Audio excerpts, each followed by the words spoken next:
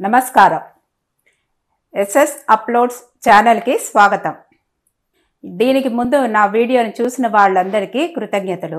చూడని వాళ్ళు, కొత్తగా చూసే వాళ్ళు చూసి నన్ను సపోర్ట్ చేయండి. ఈరోజు నేను ఒక పొడి తయారు చేస్తున్నాను. ఆ పొడి సులభంగాను చేయడానికి ఉంటుంది. ప్రతి ఇంట్లోనూ అందరికీ చాలా ముఖ్యమైనది.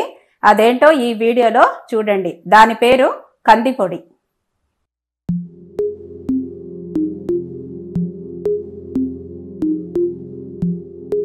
ఎస్ఎస్ అప్లోడ్ ఛానల్స్కి స్వాగతం.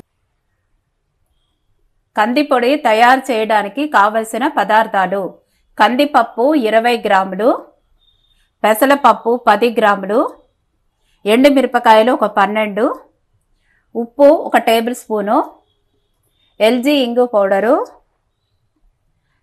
శనగపప్పు 10 గ్రాములు, 1 టేబుల్ స్పూన్ జీలకర్ర. ఇది కావలసిన పదార్థాలు. కందిపొడి తయారు చేయడానికి కావాల్సిన పదార్థాలు ఇందాక మనం చూసాం కదండి. ఇది ఎలా తయారు చేయాలో చూపిస్తున్నాను. ముందు స్టవ్ ఆన్ చేసి బాణాలి పెట్టుకోవాలి. మందపాటి బాణాన్ని పెట్టుకోవాలండి ఇది వేయించడానికి. ఎందుకంటే పప్పులంతా కూడా వేయించడానికి ఇలాంటిదే బాగుంటుంది. ఇప్పుడు కందిపప్పు ముందు వేయించుకుందాము. ఈ కందిపప్పుని చెయ్యి వదలకుండా ఇలా కదిలించుకుంటూ ఇలా చేస్తూ ఉండాలి. ఎందుకంటే మాడిపోతుంది. మాడిపోతే అంత బాగుండదు టేస్ట్.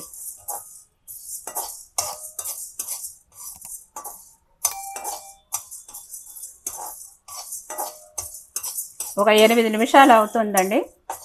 కానీ ఓపిక్గా మనము మిడిల్ ఫ్లేమ్లో పెట్టుకొని వేయిస్తూ ఉండాలి. కలర్ చూడండి చాలా బాగా మారుతుంది. అది ఎంత బాగా మనము వేయిస్తే టేస్ట్ అంత బాగుంటుంది. ఎంత కమ్మగా బాగుంటుంది ఇది బాగా వేగిపోయిందండి. ఇది ప్లేట్లో వేసుకుంటాను. ఇది కూడా బాగా మనము వేయించుకోవాలి. ఆల్రెడీ బాణాలి శనగపప్పు, పచ్చి శనగపప్పు బాగా మనకి కడాయి కొంచెం వేడిగా ఉంది కాబట్టి ఇంకా కొంచెం తొందరగా అయిపోతుంది.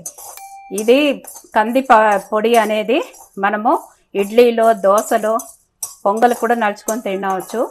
బాగా వేడి అన్నంలో నెయ్యి వేసుకొని ఇది పౌడర్ వేసుకొని కలుపుకొని తింటే ఎంత బాగుంటుందో, కమ్మగా ఉంటుంది. మామూలుగా వర్షం బాగా పడుతుంది, మళ్ళీ మనం హెవీ ఫుడ్ మధ్యాహ్నం పూట తినేసాం అనుకోండి, ఇంకా రాత్రి పూటకి చారు ఒకటి పెట్టుకొని ఈ పొడి మాత్రం పెట్టుకుంటే చాలు. పిల్లలు ఇప్పుడు పప్పులు ఏమి నేను తిన్ను అనే పిల్లలు ఉన్నారనుకోండి, వాళ్ళకి ఇది మనం చారు పెట్టేసి ఒక 2 స్పూన్ ఈ పౌడర్ వేసేస్తే వాళ్ళకి బాగా వాళ్ళు కూడా తినేస్తారనమాట. ఎంతో టేస్ట్గా ఉంటుంది. పిల్లలకు చేసేటప్పుడు మాత్రం కారము మనము తగ్గించి వేయాలి. ఒక 2 మిరపకాయలు వేస్తే చాలు. కలర్ కొంచెము చేంజ్ అయ్యే వరకు చేయాలి. చాలా ఓపికగా నిదానంగా దీన్ని మనం ఇలా చెయ్యి వదలకుండా మనం ఇలా గరిటెతో కదిపిస్తూ చేస్తూ ఉండాలి. అప్పుడు ఏమవుతుందంటే పప్పు అంతా కూడా అన్నీ కూడా వేగిపోయి ఉంటుంది. లేకపోతే ఒక పక్కన వేగి ఒక పక్కన వేగకుండా అలా ఉంటుంది. కాబట్టి మనము పప్పులంతా కూడా బాగా అవ్వాలి కాబట్టి మనం ఇలా చేత్తో గరిటెతో కలుపుతూ ఉండాలి. పచ్చి శనగపప్పు కూడా కలర్ చేంజ్ అయింది. ఇప్పుడు ఇవి తీసి మనము ప్లేట్లో వేసుకుంటున్నాం. ఇప్పుడు బాణాలి బాగా వేడిగా ఉంది కాబట్టి పెసరపప్పు వేసుకోవాలి. పెసరపప్పు తొందరగా వేగిపోతుంది కాబట్టి ఎక్కువసేపు పెట్టిన అవసరం లేదు. కొంచెం సేపటికే కలర్ చేంజ్ అయిపోతుంది. కలర్ చేంజ్ అయిన వెంటనే మనము ఈ జీలకర్ర వేసుకోవాలి. ఇది ఇంకా కొంచెంసేపు అవ్వని. ఇది చిట్పట్లాడుతూ ఉంటుంది చూడండి పెసరపప్పు. అప్పుడు మనము ఈ జీలకర్ర వేయాలి దీంట్లో.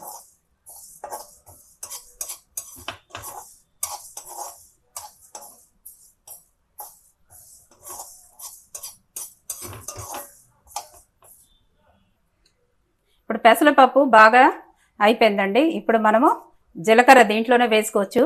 ఎందుకంటే ఎక్కువ వేడి ఉంది కాబట్టి దీంట్లోనే ఇది కూడా వేసి ఇలా చేసి ఒక 2 తిప్పితే చాలండి గరిటెతో. తర్వాత మనము మిరపకాయలు ఒక 12 తీసుకున్నాం కదా, అది కూడా ఇప్పుడు ఈ వేడికే ఇది కూడా బాగా మిరపకాయలు కూడా వేగిపోతుందండి. ఈ మిరపకాయలు ఇలా అన్నప్పుడు మనకి గలగలమని సౌండ్ రావాలి. ఇప్పుడు నేను స్టవ్ ఆఫ్ చేసేస్తున్నాను. ఇప్పుడు దీన్ని కూడా ప్లేట్లో వేసుకొని ఆరిన తర్వాత మనం మిక్సీ జార్లో వేసి చూపిస్తాను.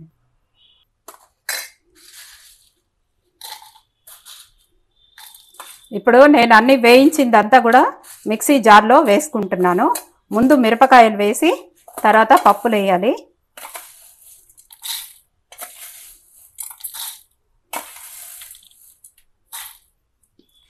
ఒక స్పూన్ ఉప్పు వేస్తున్నాను.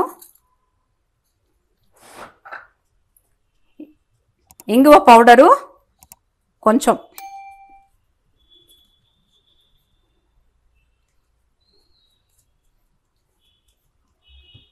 ఇప్పుడు దీన్ని గ్రైండ్ చేస్తాను.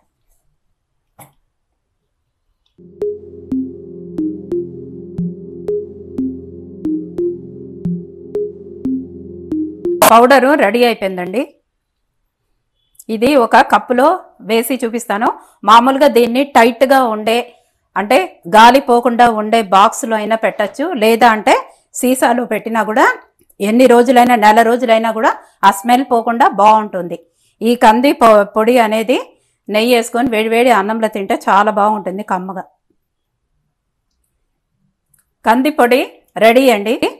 సపోర్ట్ చేయడానికి సబ్స్క్రైబ్ చేయండి, ఎంకరేజ్ చేయడానికి లైక్ చేయండి, మీ వాళ్ళందరితోనూ షేర్ చేయండి. నమస్కారం.